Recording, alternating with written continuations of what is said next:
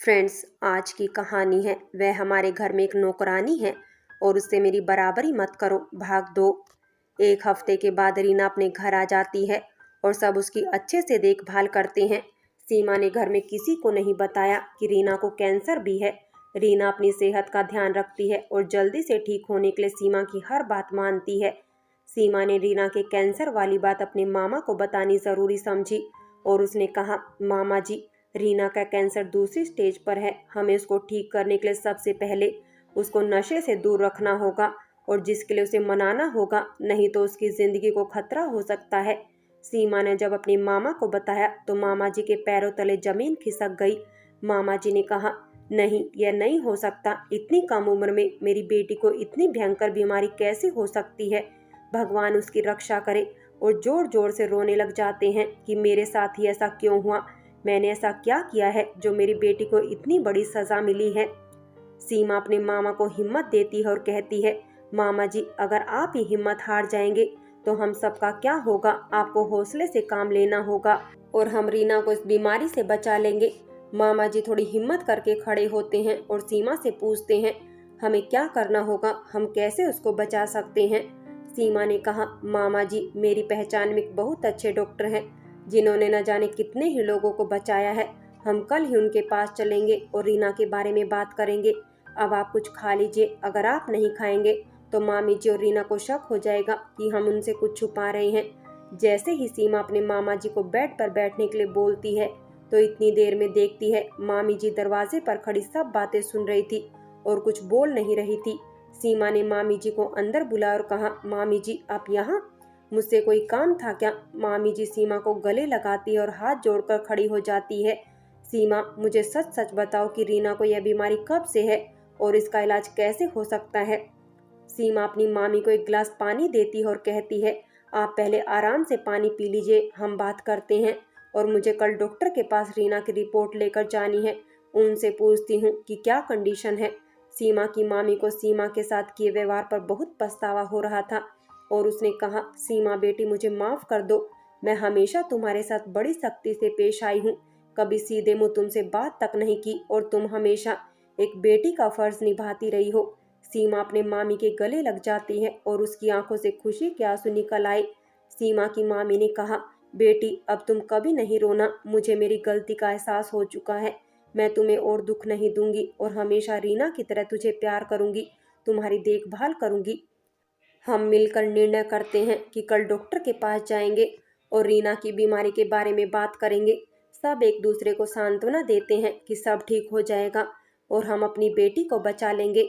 सीमा को आज अपने मम्मी पापा की बहुत याद आई और भगवान से दुआ की, पापा मम्मी, आप जहाँ भी हैं, आपका आशीर्वाद हमेशा मेरे साथ बना रहा और आज मुझे सच में माता पिता का प्यार मिल रहा है।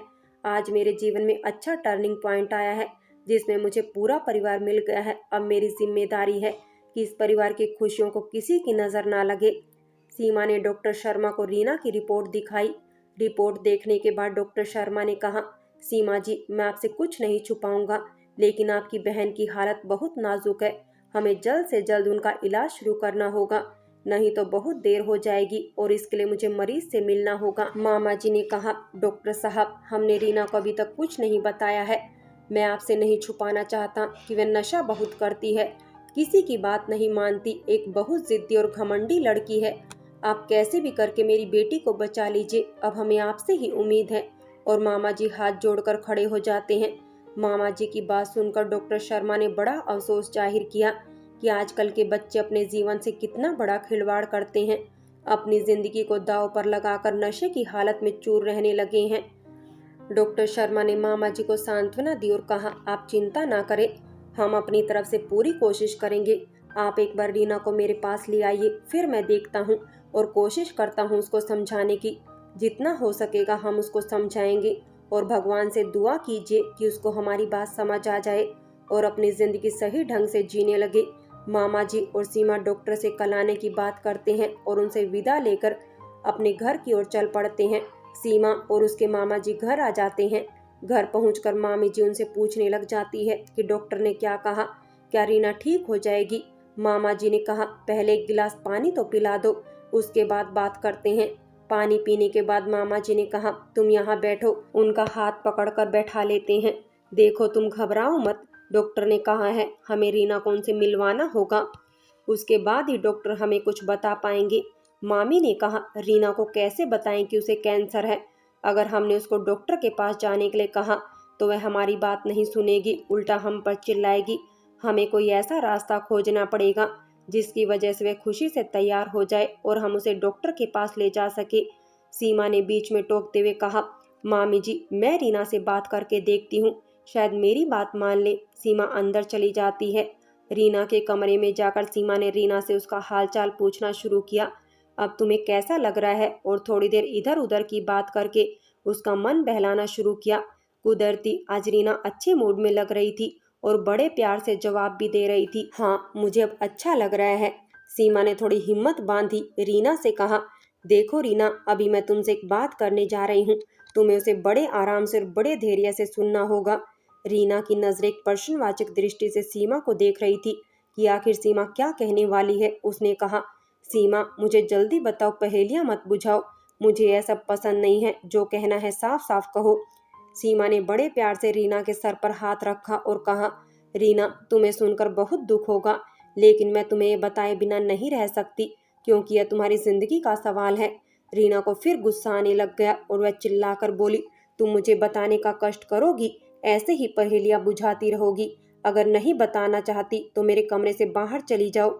सीमा ने कहा, देखो रीना, तुम्हारे इलाज के दौरान हमें पता चला कि तुम कैंसर से पीड़ित हो। इतना सुनते ही रीना की आंखें फटी की फटी रह जाती हैं और वह एकदम से रिएक्ट करती है, नहीं यह नहीं हो सकता, तुम झूठ बोल रही हो, तुम मुझसे जलती हो, इसलिए तुमने मुझे बेवकूफ बनाने के लिए इस बीमारी का बहाना लिया है।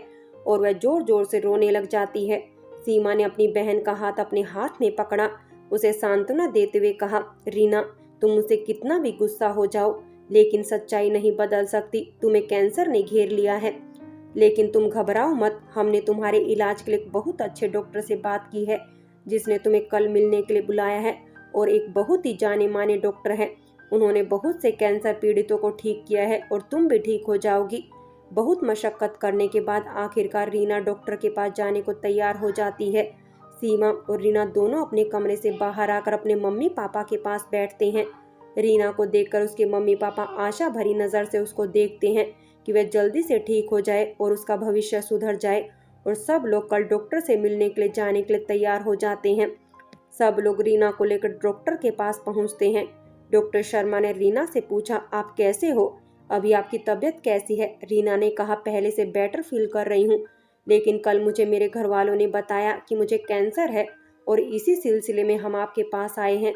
डॉक्टर साहब मुझे बताइए कि मेरी यह बीमारी कितने दिन से है? डॉक्टर ने कहा, देखो रीना, तुम्हें सबसे पहले अपने शरीर का ध्यान रखना होगा। तुम एक समझदार लड़की हो, तुम्हें अपना भला बुरा अच्छे से पता है, और जो तुमने एक गलत आदत पाल रखी है उसको छोड़ना बहुत जरूरी है, नहीं तो तुम अपनी जिंदगी से हाथ धो बैठोगी। रीना ने कहा, मैं नशा करना नहीं चाहती, लेकिन मुझसे कंट्रोल नहीं होता। जब तक मैं ड्रिंक नहीं लेती हूँ मुझे बड़ी बेचैनी महसूस होती है और मैं फिर नशा कर लेती हूँ। डॉक्टर ने कहा, हम इसमें आपकी मदद कर सकते हैं, लेकिन छोड़ना आपको ही पड़ेगा। डॉक्टर ने रीना को कहा, आप अंदर लैब में चलिए, हमें आपके कुछ टेस्ट करने होंगे। डॉक्टर ने कुछ टेस्ट किए और रीना से बाहर इंतजार करने को कहा। 2 घंटे बाद डॉक्टर ने रीना और उसके परिवार वालों को अंदर बुलाया और कहा, अभी मैंने कुछ टेस्ट किए हैं जिससे हमें पता चला है कि रीना को ज़्यादा नशा करने की वजह से उसको फेफड़ों का कैंसर हुआ है। कुछ रिपोर्ट्स 3 दिन बाद मिलेगी, तब तक मैं कुछ दवाइयाँ दे रहा हूँ जिससे रीना को नशा ना करने में भी मदद मिलेगी और थोड़ा आराम भी मिलेगा। डॉक्टर ने कहा, आप 3 दिन बाद आकर मुझसे मिले। सीमा ने पूछा, डॉक्टर शर्मा रीना ठीक तो हो जाएगी ना?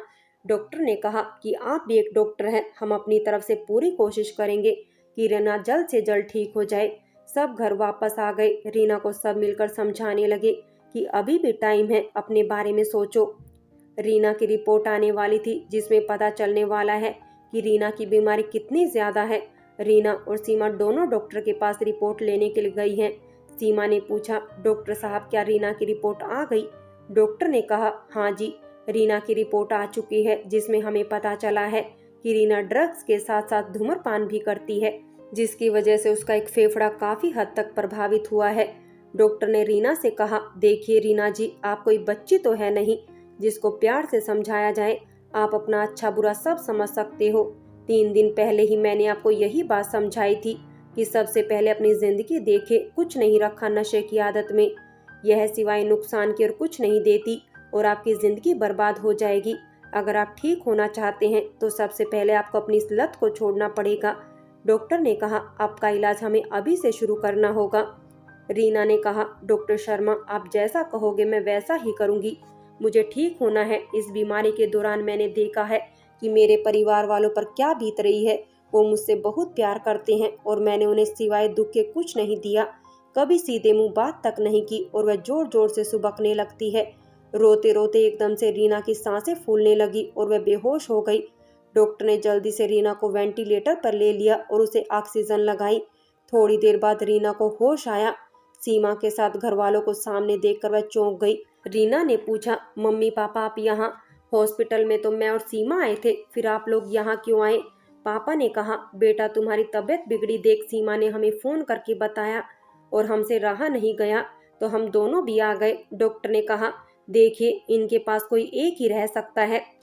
पापा ने कहा, सीमा तुम अपनी मामी को लेकर घर जाओ, मैं यहाँ रुकता हूँ। सीमा ने कहा, नहीं मामा जी, आप मामी के साथ घर जाइए, मैं सब संभाल लूंगी और किसी भी चीज की जरूरत होगी तो मैं आपको फोन करके बता दूंगी।